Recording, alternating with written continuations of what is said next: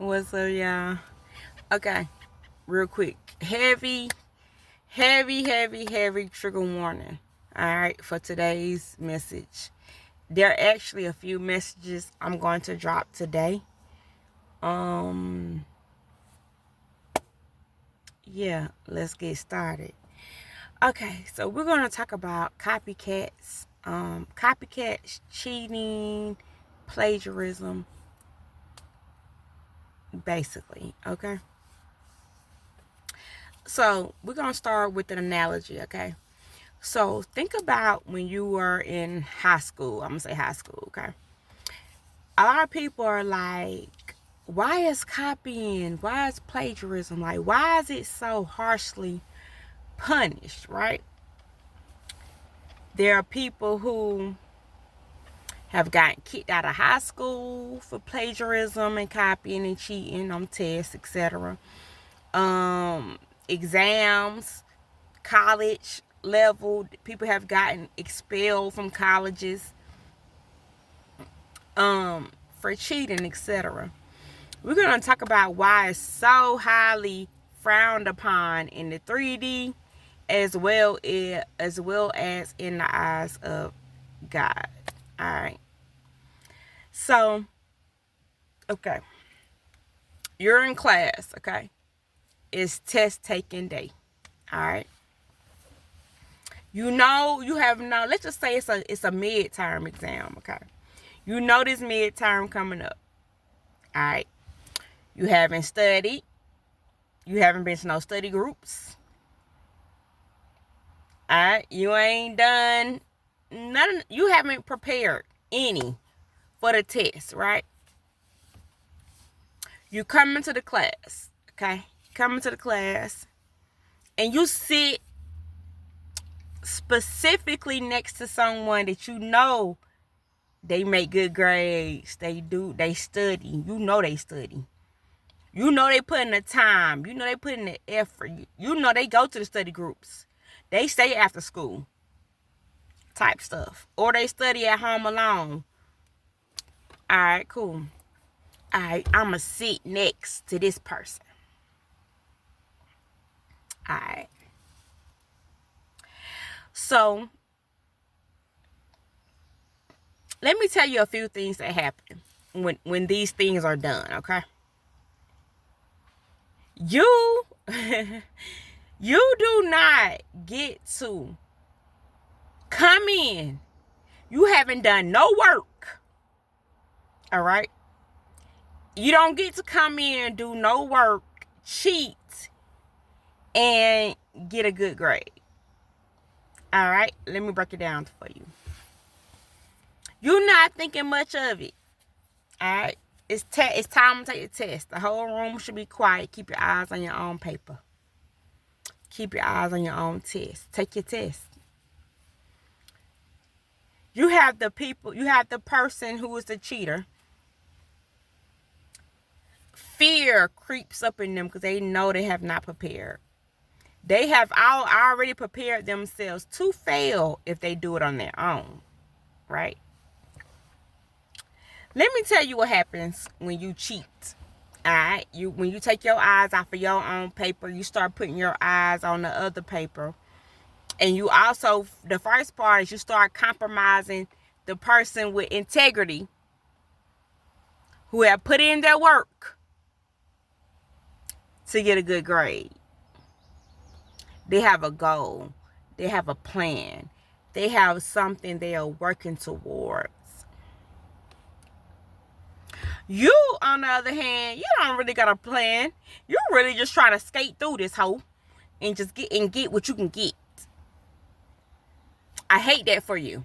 But let me give you some reality about some stuff, okay? When this is done, okay, you're so scared of failing the test that you want to cheat, okay? First of all, tests are tests. Remember I told you God tests you, the devil tempts you.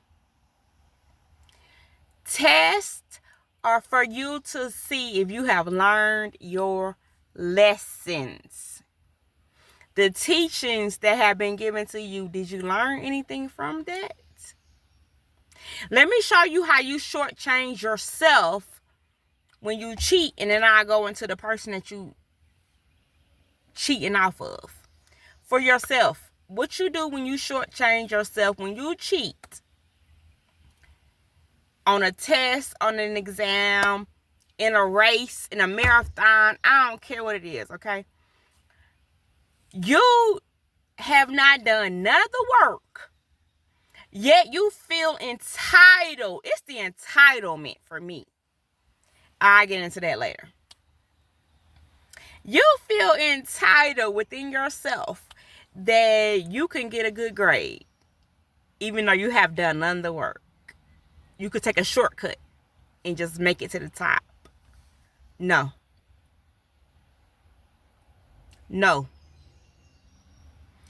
The reason why it is so frowned upon to plagiarize, plagiarism is when you take someone else's work and you portray it as your own.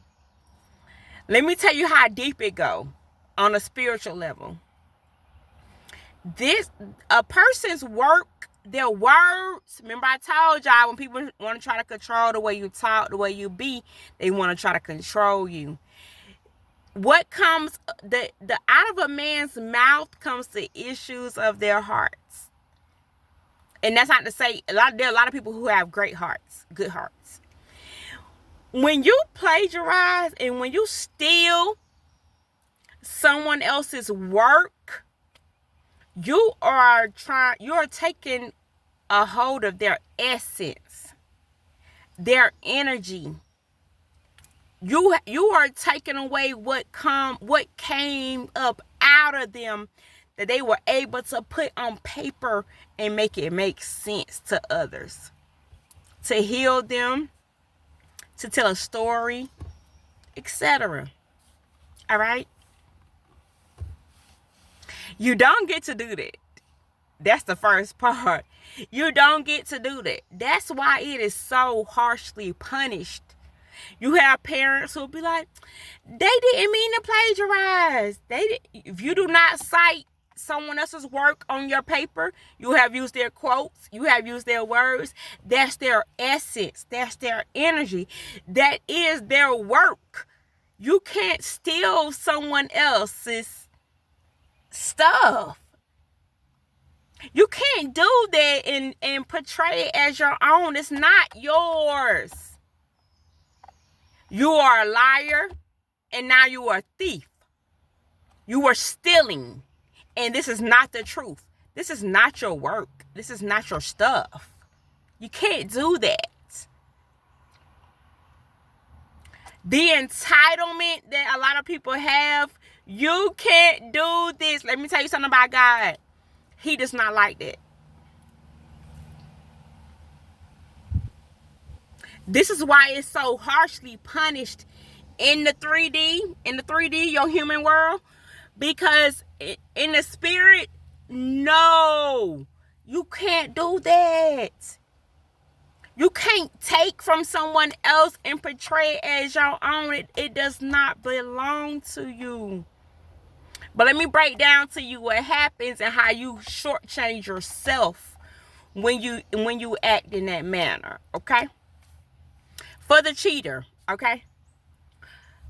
A test is made to show what you have learned. All right? When you cheat, so what? You probably gonna fail. You didn't study. You did not prepare. You're gonna fail. It's not the end of the world. It's not the end of the world. Okay? Let me tell you what happens when you fail a test, okay? You're showing the teacher what you know. All right? You just might have an educator who, now educators are not insensitive. They understand. They're very understanding. They are teaching 30, 60. Y'all, you got to realize the average class has 25 to 30 students. Especially if you're in high school. How many blocks you got in high school? 7 blocks, and they might get like 1 block free. That's how many people they are educating. They got to keep up with. You don't think they you don't think they realize when you not on point, when you're not doing what you're supposed to do? The point of the test is, if you do fail, let's say it's a multiple choice test. The average teacher is going to mark your answers wrong, right? They gonna mark what's wrong, but then they also gonna go back and they also do a thing where they show you the correct answers, so that you can learn from your mistakes, so you can learn from your wrong answers, your wrongdoings. All right. You shortchange yourself when, okay, now the teacher knows what you need to work on, where you are lacking in a certain area. You shortchange yourself when you try to cheat and steal someone else's answers. So just so you can try to make an A, you didn't earn it. You didn't put in no work for that. You don't get to do that in life either. There are a lot of you who are about to start experiencing karma in your life because you do not get to take from someone else and use that as your own. It's not yours. It is highly frowned upon. Let me break a couple more things down. I got a lot to say on this. I might have to break this up in like 2 or 3 parts. What happens when you do this is, like I said, the tests are to show what you have learned. Take the test. So what if you fail? It's not the end of the world. You just might have a teacher who says, teachers have a lot of compassion. They do. I don't care how tough they are on you.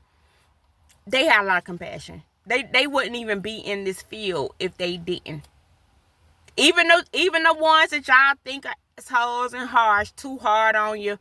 Listen to me. Teachers like that, they know that y'all can do it. But you settle and they don't like it. That's where they're hard on you. All right? You just might land upon a few teachers who care. Who will say, look, I see that you bombed on this test. You don't know this, that, and the third. I have a study group after school. If you can stay from 3:45, 3:10. When I was in high school, we used to get out at 3:10. My son is in high school now. They get out at 3:45. All right. You will be surprised. They have study groups after school, free after school tutoring that you can get so you can get on point. You're not going to be able to excel in life and increase in value, increase in knowledge if you are stealing from others because you don't want to do your work. You have to do your work. You have to do your own work.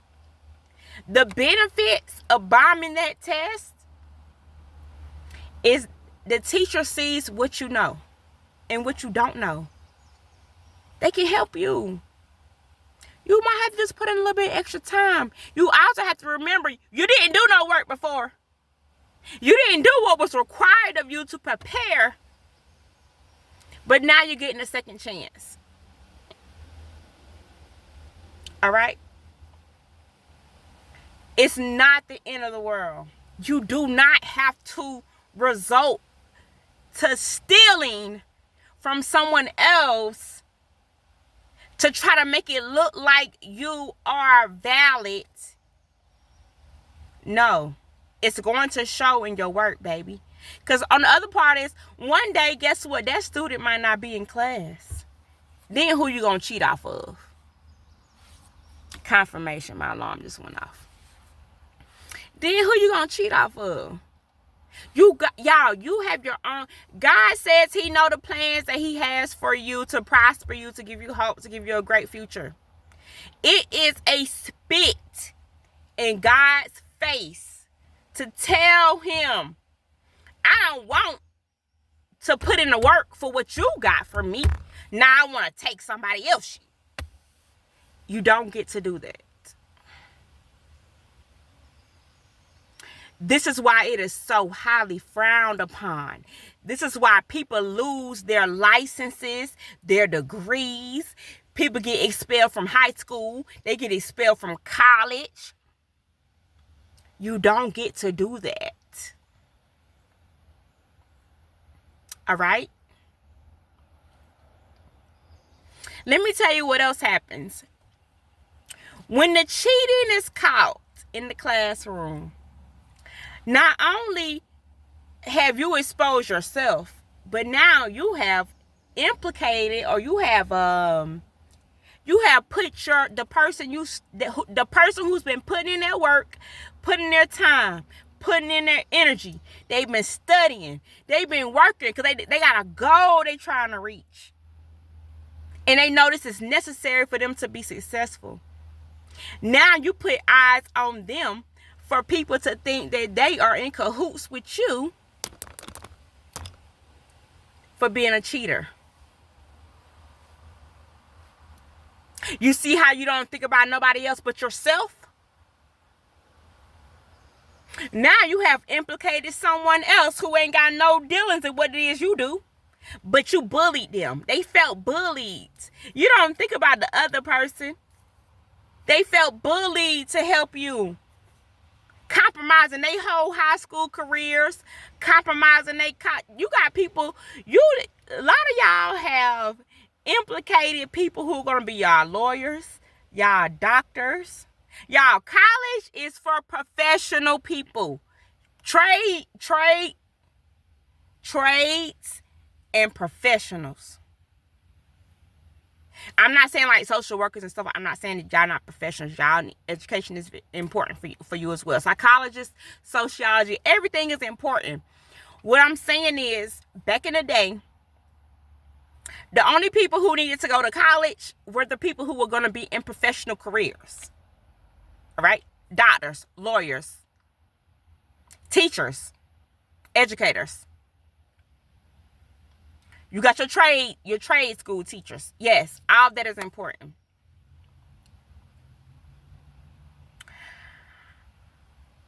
Now you have caused them to risk their careers and you don't care. This is why it is so harshly punished. All right? You do not get to do this. No more, y'all. God not playing no more. He tired. You can't do this. And this is in life as well.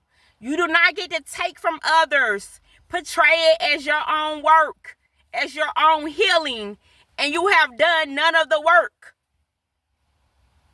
If I put in my work, you don't get to come and take my So this is where that destiny swapping comes in. And so this is gonna have to be a separate video. I'm already running out of time. I didn't even think it was gonna be this long. I'm already running out of time. I'm gonna have to do another part. When you call yourself trying to swap destinies to someone, ooh, it's a spit in God's face. To say, I don't care about the plans you got for me. I want what they got. I want what they You can't do that. That's why I'm so harshly punished. All right?